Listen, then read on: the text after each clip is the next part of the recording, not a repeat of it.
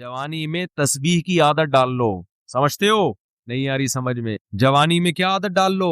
نبی صلی اللہ علیہ وسلم نے فرمایا، صحیح بخاری کی آخری حدیث، کلیمتانی خفیفتانی علی اللسانی ثقیلتانی فی المیزانی حبیبتانی الی الرحمن سبحان اللہ وبحمدہ سبحان اللہ العظیم.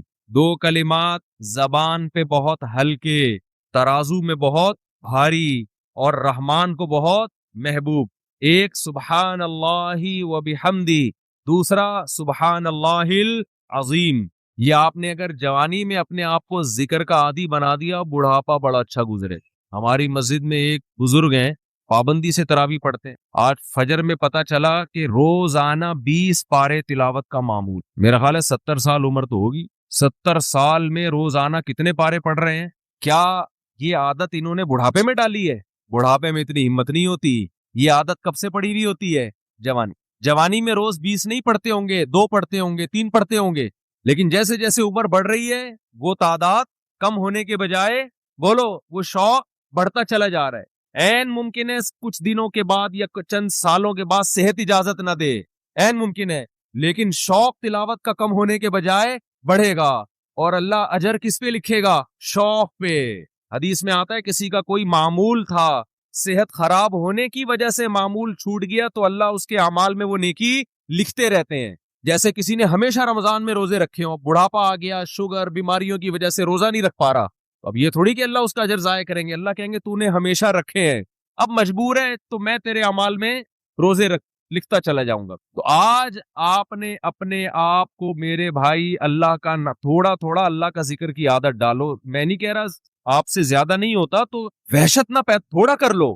آج تھوڑا کرو گے، کل اس تھوڑے میں ایسی لذت ہوگی کہ اللہ اس مقدار کو بڑھا دے گا. حدیث میں آتا ہے سبحان اللہ والحمد للہ ولا الہ الا اللہ واللہ اکبر، یہ کلمات احب الی اللہ مما طلعت الشمس او کما قال صلی اللہ علیہ وسلم. سورج جن چیزوں پہ طلوع ہوتا ہے، ظاہر ہے سورج تو پوری دنیا پہ طلوع ہوتا ہے، ان تمام چیزوں میں اللہ کو سب سے زیادہ محبوب یہ کلمات ہیں. اور دیکھو اس میں اللہ کا کوئی فائدہ نہیں ہے، اللہ کی آپ حمد و ثنا کریں، اللہ کا کوئی فائدہ نہیں ہے. اللہ یہ چاہتے ہیں میرے بندے اپنی زبان سے میرا نام لیا کریں. اللہ کو اس بات کی خوشی ہوتی ہے. ہمارے حضرت ایک شعر پڑھا کرتے تھے، یہ جو اہل اللہ ہوتے ہیں نا، ان کو ذکر کی بڑی عادت پڑ جاتی ہے. بار بار اللہ کا نام لیتے لیتے نا، شروع میں تو انسان کو عادت نہیں ہوتی، جب نام لیتا ہے بار بار ذکر، تو پھر اس کا ٹائم اللہ کے ذکر کے بغیر پاس نہیں ہوتا. اس کو ایک کمی محسوس ہوتی ہے.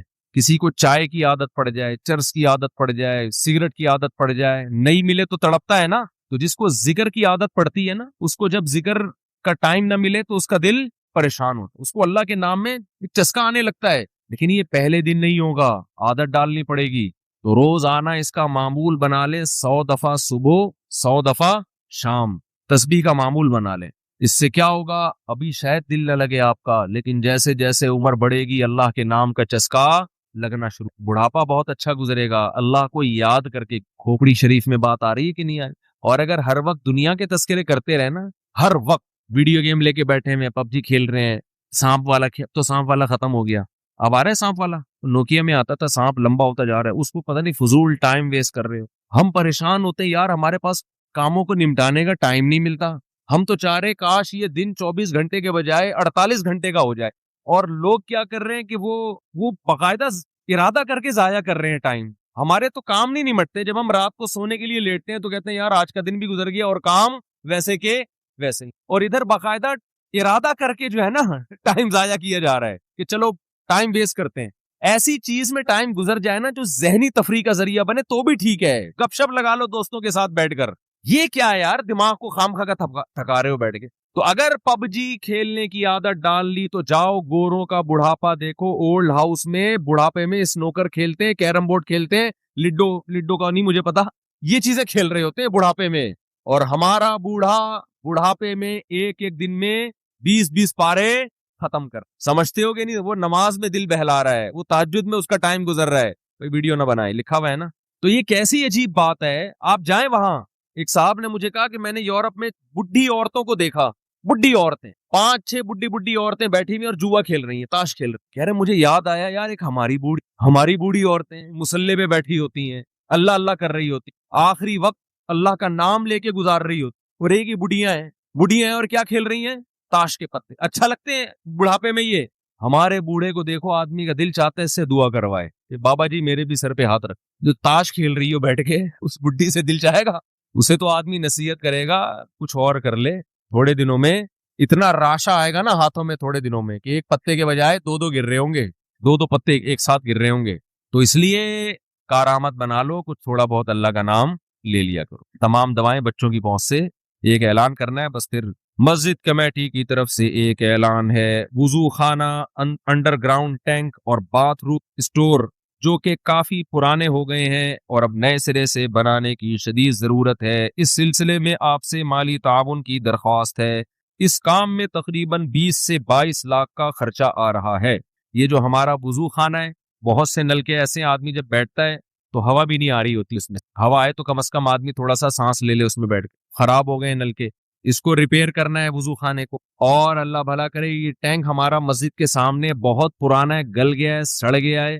میرا خیال ہے کتنے سال ہو گئے اس کو؟ 40 سال تو ہو گئے، 40 سال سے زیادہ ہو گئے. تو یہ بھی بوڑھا ہو گیا ہے. ہمارا ارادہ ہے دوسرا ٹینک بنانے کا مسجد میں. سمجھ رہے ہیں؟ یہاں صحن میں نا اچھا سا صاف ستھرا سا دوسرا ٹینک بنے گا تو صدقہ جاریہ ہے. اپنے لیے بھی کر سکتے ہیں، اپنے والدین، کسی کے مرحوم والدین ہوں ان کی نیت سے بھی کر سکتے ہیں. تیسرا جو ہمارا یہ باتھ روم ہے نا، یہ والا اعتکاف والوں کے لیے بہت چھوٹا ہے، ان دور جانا پڑتا ہے، اسی صفائی کا بڑے مسائل ہیں. تو یہ باتھ روم کو بھی ریپیئر کرنا ہے. سمجھتے ہیں کہ نہیں سمجھتے؟ تو اس کے لیے یہ پیسوں کے بغیر اسباب کی دنیا میں ممکن، سمجھتے ہو؟ گورنمنٹ کا کوئی ایسا ادارہ نہیں ہے جو مسجدوں میں آ کے پوچھتا ہو کہ جی یہاں کیا ضرورت ہے تو یہ لیجیے. حکومت کا ایسا کوئی پروگرام نہیں ہے. تو یہ پبلک ہی کرتی، تو پبلک کا ہی کام ہوتا ہے. تو یہ آپ لوگوں کی میرا خیال ہے ذمہ داری ہے. کر لیں گے تو ثواب ملے گا، نہیں کریں گے تو آپ کی مرضی ہے. کیا خیال ہے؟ ہم تو اپنے گھر سے وضو کر کے آ جاتے ہیں، ہمیں تو کوئی ضرورت نہیں ہے. وہ کیا تھا ان کے، وہ لڈن جعفری یاد آ رہے ہیں. لڈن جعفری زندہ ہوتے کتنی اب تک مزید میمز بن چکی ہوتی. مر گئے، یہی سٹائل تھا نا ان کا. مر گئے، کیا تھا وہ بھول گیا یار. زندہ ہو گئے، بس وہ بھی پورا نکل گیا دماغ سے. بالو بڑا مزہ آتا تھا.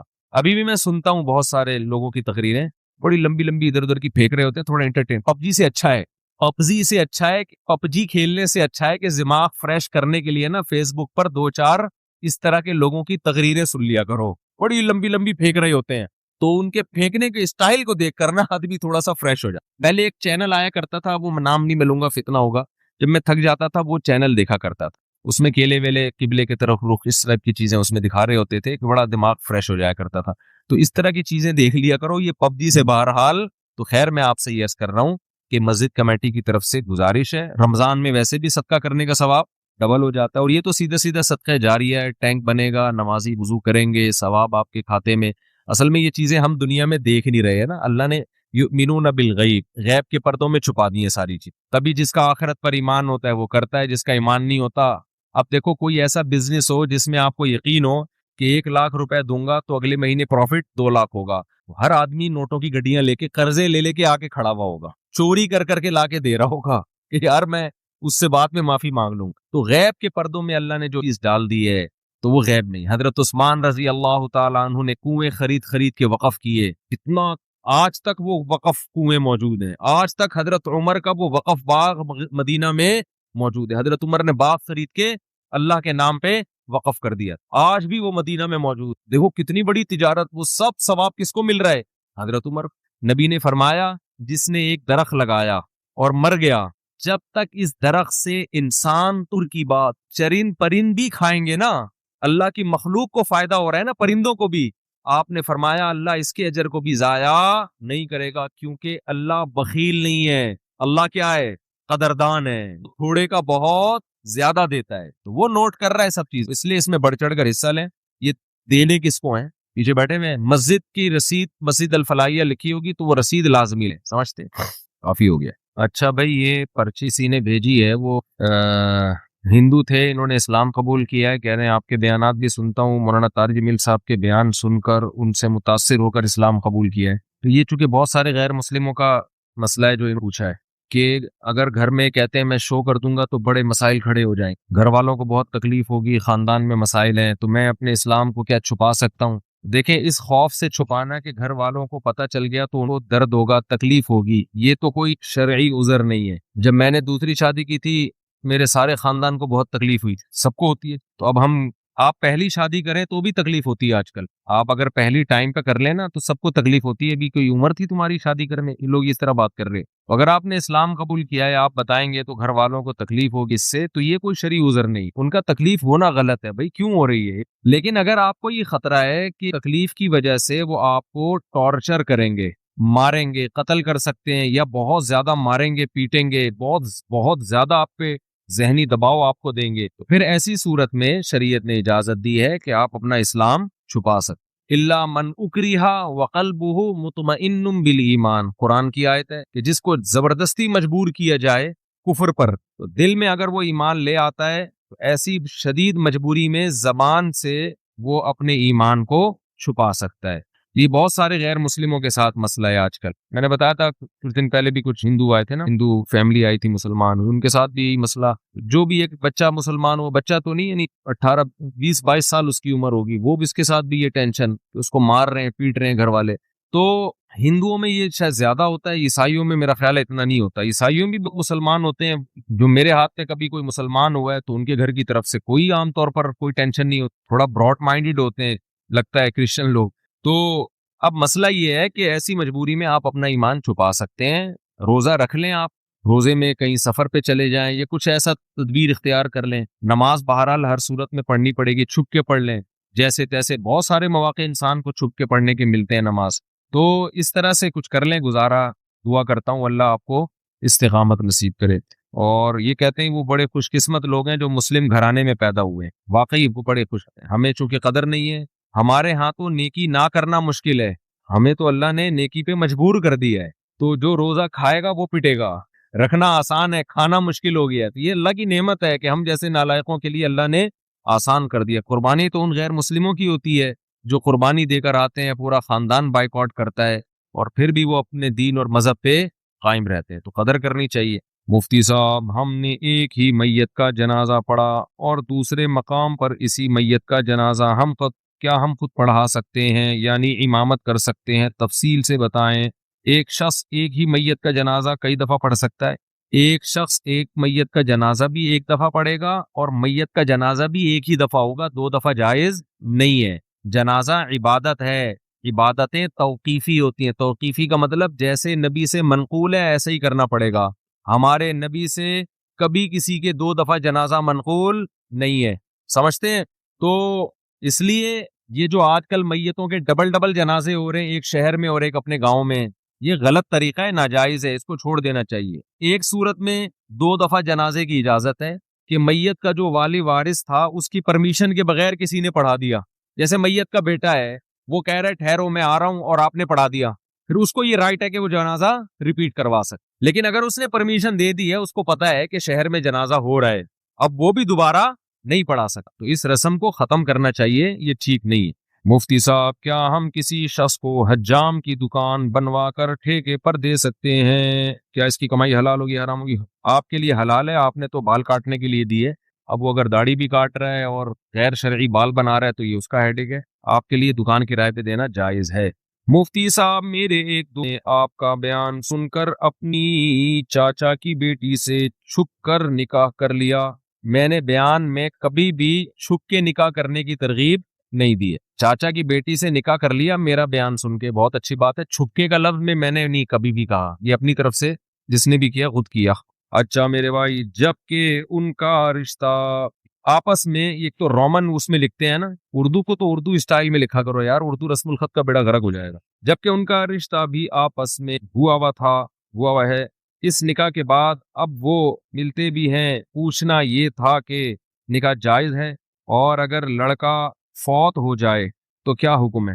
لڑکی پر عدت لازم یہی حکم ہے. اگر لڑکا فوت ہو جاتا ہے تو 4 مہینے 10 دن عورت عدت پوری کرے گی. یہ چھپن چھپائی میں یہی مسائل کھڑے ہوتے ہیں. کتنی خواتین ہیں کہتی ہیں، فون کرتے بتاتی ہیں کہ ہم نے چھپ کے نکاح کیا ہوا تھا، اب ہمارے گھر والے اس رشتے پہ راضی نہیں ہو رہے، کوئی دوسرا رشتہ آیا ہمارے لیے، تو یہ دوسرا بندہ طلاق نہیں دے رہا. اگر طلاق دیتا ہے تو میری جو شادی کی ڈیٹ طے کی ہے اس میں تو عدت ہی پوری نہیں ہو رہی، اور عدت کے دوران نکاح کالعدم ہوتا ہے، زنا ہے وہ. تو ایسے کام مت کرو جس میں بعد میں ندامت اور شرمندگی ہو. سمجھتے ہیں؟ تو اگر یہ میاں مر گیا تو 4 مہینے 10 دن کی عورت کو عدت گزارنی پڑے گی. سمجھتے ہو؟ طلاق دے گا تو بھی عدت ہوگی, 3 مینسز عدت ہوگی, اس کے بعد کہیں نکاح کر سکتے. میرا مسئلہ گولڈ کا ہے, تقریباً 17-18 سال سے میرے پاس سونا پڑا ہوا ہے, تقریباً 3.5 تولہ, اس پر زکوٰۃ ہے یا نہیں؟ اگر 3.5 تولے سونے کے علاوہ 1 روپیہ بھی آپ کے پاس موجود تھا تو پھر سونے کا نصاب نہیں بنتا, پھر دونوں کو مرج کیا جاتا ہے, دونوں کی ویلیو, پھر 52.5 تولہ چاندی کا حساب ہوتا ہے. تو 3.5 تولہ سونا جو ہے یہ 52.5 تولہ چاندی کی ویلیو سے زیادہ ہوتا ہے, تو اس لیے اس پر زکوٰۃ ہوگی. 7.5 تولے پر وقت زکوٰۃ ہوتی ہے جب آپ کے پاس 7.5 تولے سونے کے علاوہ کچھ بھی نہ ہو.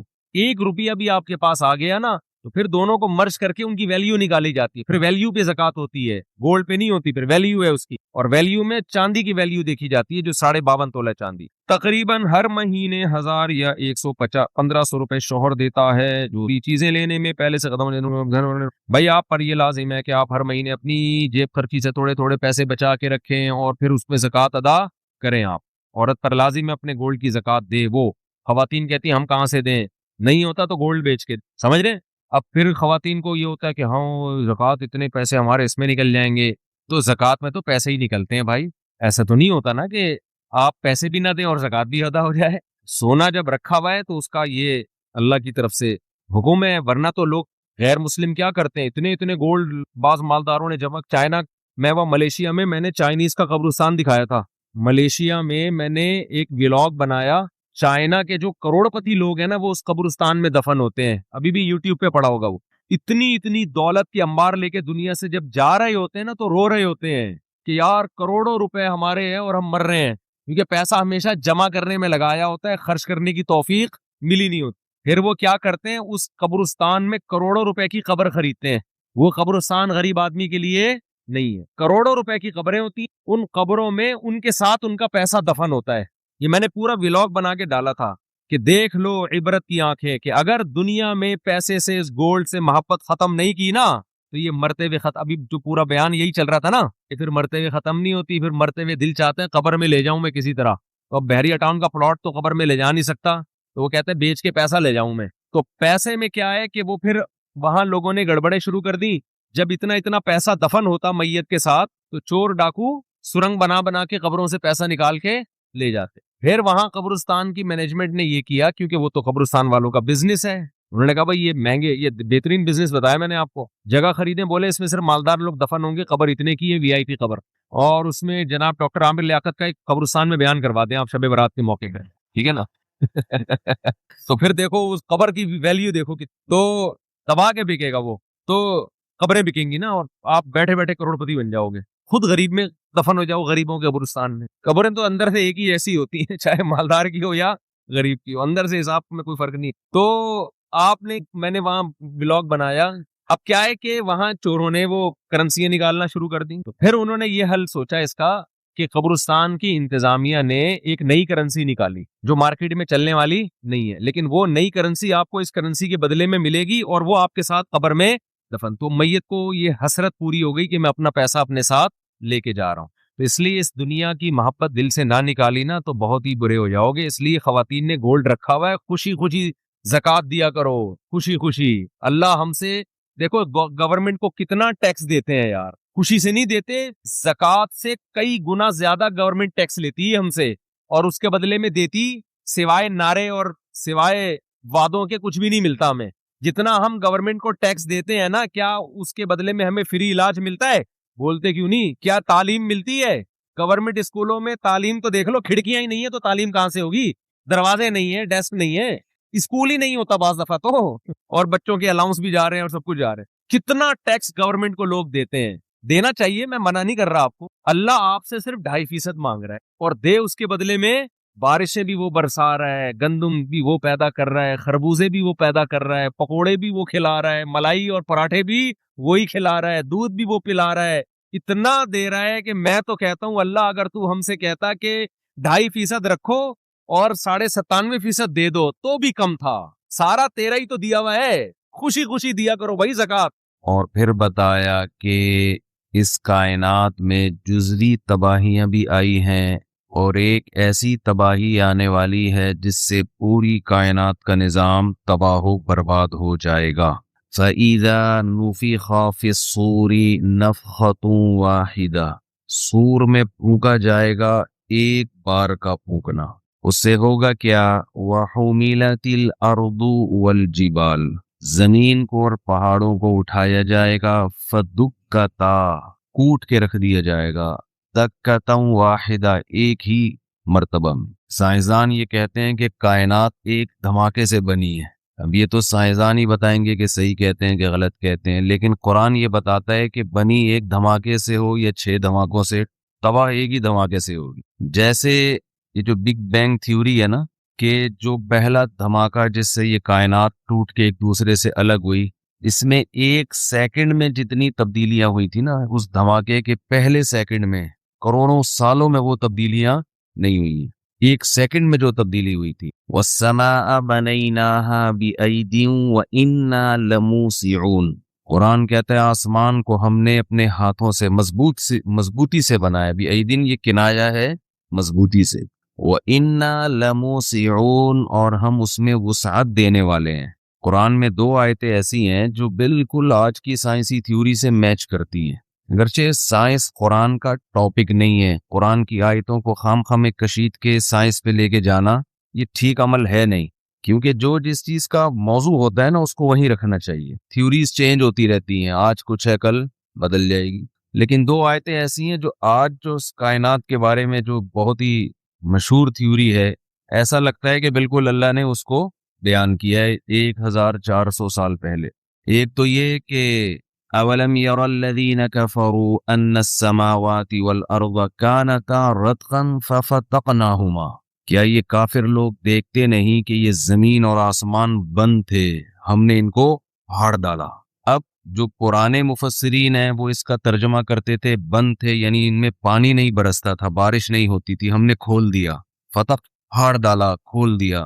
لیکن اس تفسیر میں بھی تھوڑا سا تکلف ہے کہ بند کا مطلب یہ تو نہیں کہا کہ پانی بند تھا، لیکن اس سے اتنا اشارہ بہرحال ملتا ہے کہ کائنات آسمان زمین ملے ہوئے تھے۔ تو اگر یہ تھیوری درست ہے، بگ بینگ تھیوری واقعی درست ہے، تو پھر قرآن کی آیت اس کی بہت بڑی دلیل بن سکتی ہے کہ ہم نے اس کو کھول دیے۔ وَجَعَلْنَا مِنَ الْمَاءِ كُلَّ شَيْءٍ حَيٍّ، اور پانی سے ہر زندہ چیز کو پیدا کیا ہم نے، یعنی کائنات تو پھٹ گئی ایک دھماکے کے ساتھ یا بغیر دھماکے کے، وہ تو پھیل گئی، لیکن حیات ہم نے کس میں رکھی؟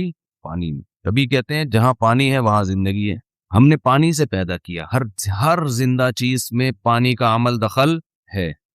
کبھی سائنسدانوں کو زمین کے علاوہ کہیں اور حیات نظر نہیں آ رہی کیونکہ پانی مارکیٹ سے شارٹ، ٹھیک ہے۔ اور قرآن کہتا ہے وَكَانَ عَرْشُهُ عَلَى الْمَاءِ، پہلے اللہ کا عرش پانی پر تھا۔ یہ تو متشابہات میں سے، اس کی حقیقت تو اللہ ہی جانے، لیکن اتنا معلوم ہوتا ہے پہلے پانی بہت تھا، جتنا ابھی ہے نا اس سے بھی زیادہ تھا، وہ پانی سمٹ کے کم ہوا ہے، باقی کہاں شارٹ ہو گیا اللہ ہی جانے۔ تو پہلے پانی ہی پانی تھا، اللہ نے زمین کو بنایا پانی، اور پانی میں اللہ نے حیات پیدا کی، اور پانی میں اتنی سپیڈ سے حیات پیدا ہوتی ہے کہ آپ کہیں پانی کھڑا ہو فوراً وہاں جرمز پیدا ہونا شروع۔ اب ملحد جو ایتھیس لوگ ہیں وہ تو کہتے ہیں دیکھو جیسے اس میں خود بخود جرمز پیدا ہو سکتے ہیں تو انسان بھی خود بخود پیدا ہو سکتا ہے۔ تو بے وقوفوں، تم جو دعویٰ کرتے ہو کم بختوں، وہی دعوے کو دلیل کے طور پہ پیش کرتے ہو۔ یہ دنیا میں سب سے بڑا بے وقوف وہ ہے کہ جو دعویٰ کرے دلیل میں اسی دعوے کو پیش کر دے۔ میں نے دعویٰ کیا اس آدمی نے میرے 1 لاکھ روپے کھائے ہیں، عدالت کہے گی دلیل پیش کرو، میں کہوں گا جیسے کہ اس آدمی نے میرے 50,000 روپے کھائے ہیں۔ تو جیسے بغیر دلیل کے آپ اس بات کو مان رہے ہو کہ اس نے 50,000 روپے کھائے ہیں، تو آپ بغیر دلیل کے اس کو بھی مان لو کہ اس نے 1 لاکھ روپے، تو عدالت کہے گی ہم کب مان رہے ہیں کہ اس نے، یہ بھی تو محتاج دلیل ہے نا۔ اور اس سے بڑی بے وقوفی یہ ہے کہ میں یہ کہوں اس نے میرے 1 لاکھ روپے کھائے ہیں، آپ کہیں دلیل کیا ہے، میں کہوں چونکہ اس نے 1 لاکھ روپے کھائے ہیں، یہ کھائے ہیں، یہ واقعہ سچا ہے، سچا واقعہ دلیل ہوتی ہے اس کی کہ جس کا دعویٰ کیا جا رہا ہے وہ درست ہے۔ تو اب یہی تو سوال ہے، ہم کہتے ہیں ایک جرثومہ جو پانی میں پیدا ہوتا ہے اس کی ساخت اتنی پیچیدہ ہوتی ہے، اتنی پیچیدہ، آپ کیا سمجھتے ہو جانور چھوٹا ہوتا ہے تو سادہ ہو جاتا ہے؟ وہ دیکھو بڑے بڑے جسم بنانا، ان میں مشینری کو فٹ کرنا یہ آسان سمجھا جاتا ہے، چھوٹی جب سائنس پڑھتے تھے ایک عجیب سی وہ ایک اصطلاح استعمال ہوتی تھی، اتنی ایک چیز ایجاد ہونے سے سائنسدانوں کا بڑا مسئلہ حل ہو گیا. چھوٹی سی ایٹم نہیں یار, ابے بیکٹیریا سائنسدان تھوڑی ایجاد کریں گے, وہ بھول کے ذہن سے نکل گیا. اس کی وجہ سے نا چیزوں کا حجم چھوٹا ہو گیا ہے. یعنی پہلے بڑے بڑے بلب ہوا کرتے تھے, بڑے بڑے کالو کے لیٹر, کیلکولیٹر کو میں پیار سے کالو کا لیٹر بولتا ہوں, کالو کے لیٹر بڑے بڑے ہوتے تھے, ریڈیو بڑے بڑے. تو ایک چیز ایجاد ہوئی تھی جس سے یہ ساری چیزیں, وہ لفظ ذہن سے نکل گیا. نہیں مائکروسکوپ نہیں, وہ تو خوردبین ہے. نہیں چلیں خیر. تو